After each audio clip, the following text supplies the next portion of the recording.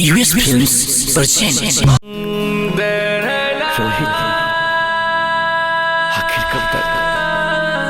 आखिर कब तक रिया की मोहब्बत को अपने दिल में दबा के रखोगे?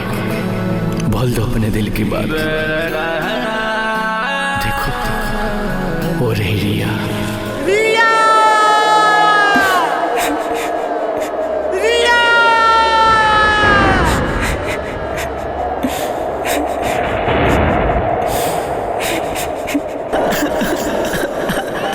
इश्क न होखे, इश्क न होखे, रब से दुआ करा। इश्क न होखे।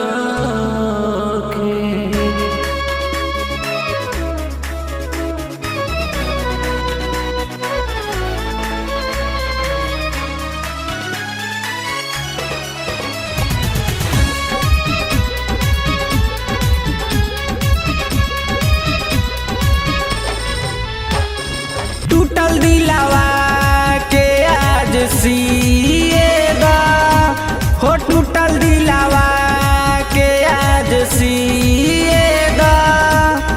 दर्द उठल वतन का पिएगा हो, दर्द उठल वतन का पिएगा हो। गम के आंसू में जी भर भीजेगा हो, गम के आंसू में जी भर भीजेगा।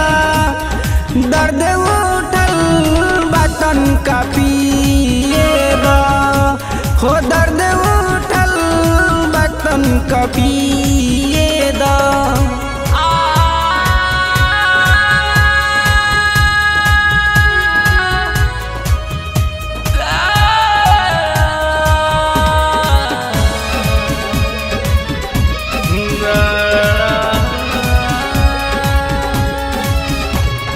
पक खुशियाँ सनम पल में तू बदल गई। बीचे रहिया में काहे हमके ऐसे छोड़ गईलू। पक खुशियाँ सनम पल में तू बदल गईलू।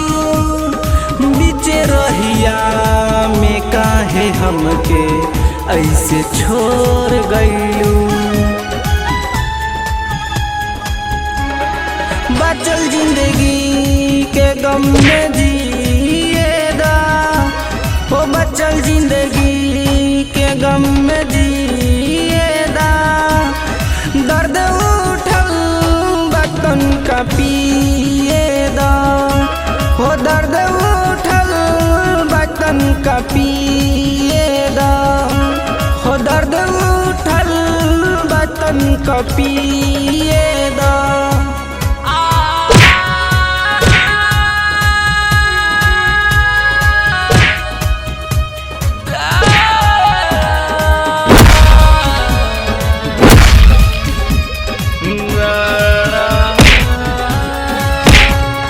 फेकनिया के संतोष राजे संग कैसे घुट घुट के यार अब जियतानी हम।